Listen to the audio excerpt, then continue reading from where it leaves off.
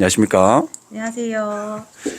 자, 제가 이제 이번 달부터 이제 경북도청 TCTV라는 곳에서 다양한 컨텐츠를 운영할 건데, 그 중에 하나가 이제 월 마감을 하면서 가장 성적이 우수했던 분들을 인터뷰를 하면서 그 속내를 어떤 마인드로 일을 하고 어떤 스킬로 일을 하는지 알아보는 그런 시간을 가지도록 할 건데, 뭐 형식을 꾸며내지 않겠습니다. 형식을 꾸며내지 않고 사전에 저희가 뭐 크게 얘기한 것도 없고 오버해서 리액션을 하지도 않고 진솔한 내용들을 한번 보도록 할 겁니다. 오늘 모신 분은 몇 차월이죠? 저도 잘 모르겠어요. 15차월 15차월 김수아 TC님입니다. 박수. 자, 이제 지금은 이제 2022년 11월입니다. 11월인데 이제 수정필 230피 정도를 달성을 하셨어요. 230피를 하시고 되게 의미가 있는 거는 이 대부분의 계약들이 DB 유관 계약이었습니다. 맞죠? 네. 한 건을 제외하고는 다 DB 계약이었다는 건데, 제가 이제 여기서 궁금한 거는 이번 달에 좀 어떤 이슈들과 조금 어떤 전략들로 이제 좀 230피를 할 수 있었는지, 소득이 거의 이 신규 수정피만 하더라도 500만, 600만이 되는데 어떻게 하셨는지. 네. 네, 일단 DB를 받아가지고 이제 만남을 했는데, DB 자체는 어리신 분이었고요. 그분의 이제 어머니까지도 이제 보장 분석을 해달라고 하셔서 열어보았더니 어머니 혼자서 70만 원을 일단 내고 계셨고, 금액적인 부분도 이제 많이 내고 계셨는데, 심지어 한 가지 빼고는 싹 다 갱신형이었어요. 네.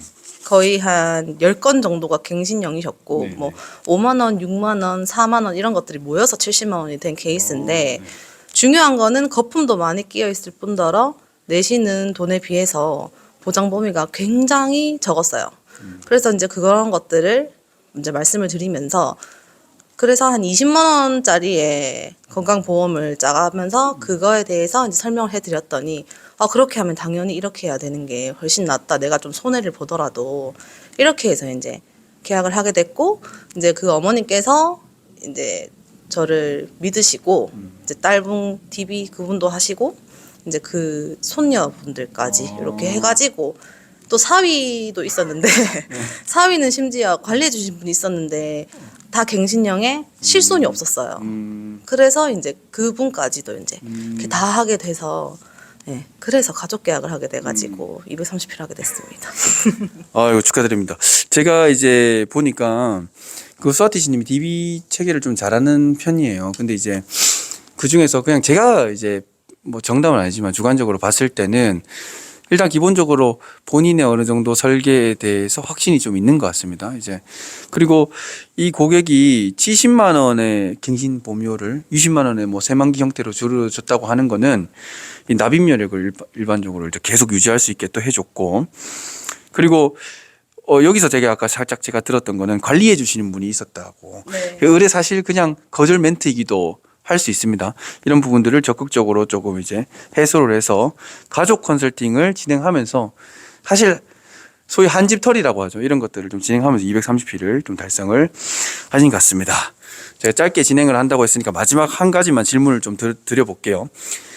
그 수아티시님이 지금 오늘 시점이 11월 말일입니다. 말일인데 보면 지금 아직 하루가 남았음에도 불구하고 62콜을 진행을 했습니다. 지금 1위가 은하티시님이 67콜을 진행을 하고 있고 수아티시님이 62콜을 진행하고 있는데, 그 제가 데이터를 보니까 예전에 수아티시님 90콜도 이렇게 종종 하고 60콜은 기본적으로 넘기는 것 같아요.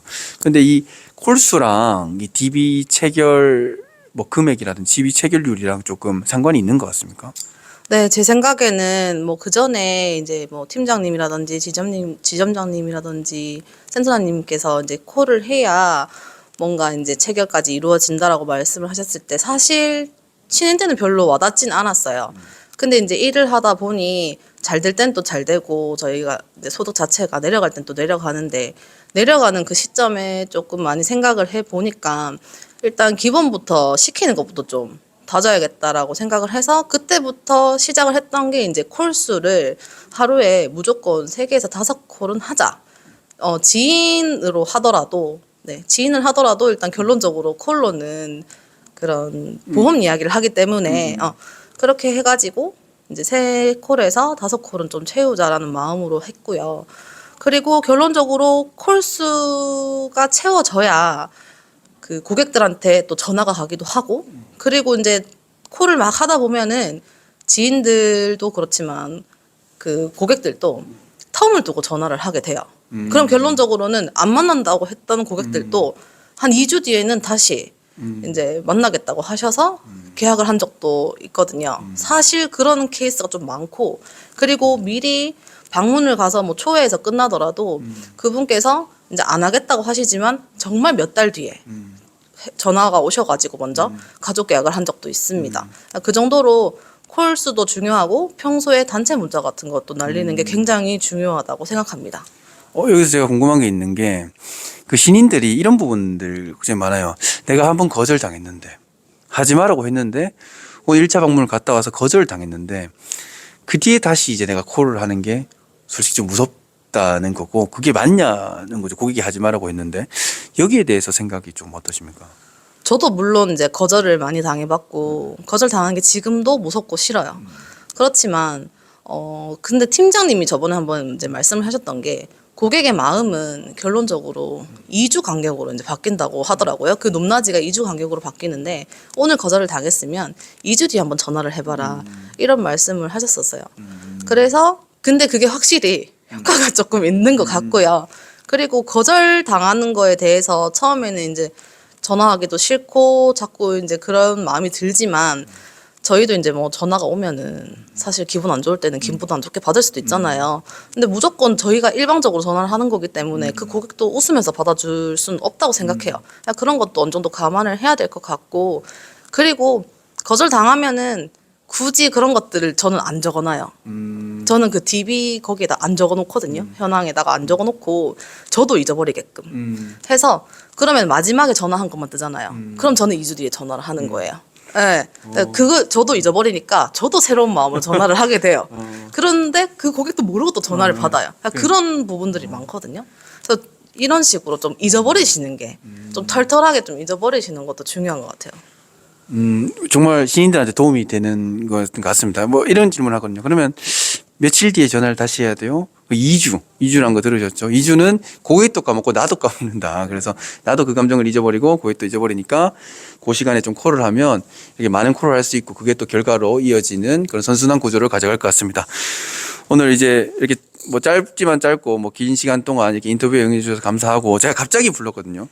긴장된 속에서도 이제 좋은 팁을 알려주신 우리 김수아 DC님께 감사 인사를 드리며 12월도 화이팅하는 한 달 되었으면 좋겠습니다. 안녕.